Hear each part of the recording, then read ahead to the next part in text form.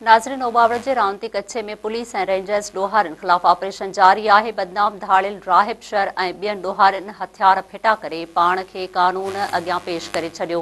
उन हवाले सां वधीक अपडेट करे रहियो आहे ग़ुलाम कंबर बूहड़। जी ग़ुलाम कंबर, तफ़सीलात खां आगाह कजो। जी तफ़सील आहिनि त रावती जेको आहे कच्चे वारे इलाइक़े में जेको आहे जारी निजात मेरान ऑपरेशन दौरान कानून लाॻू खे वॾी कामयाबी हासिल।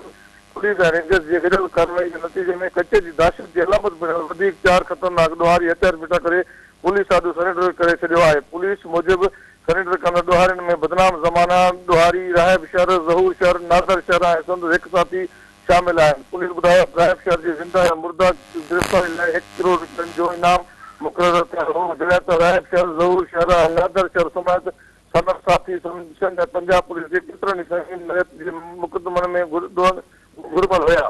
पुलिस ज़रिए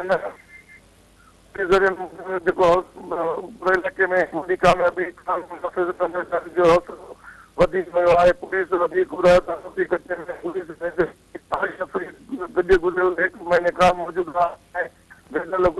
ऑपरेशन लगातार जारी आहे। दौरान इलाइक़े जेको लॻभॻि 90% हिसो क्लियर करायो वियो आहे। पुलिस मूजिबि निजात मेरान ऑपरेशन ॾोहारियुनि जे मुकमल ख़ात्मे इलाइक़े में अमन जी बहाली ताईं जारी रहंदो। जी ग़ुलाम कंबर, अव्हां जी महिरबानी।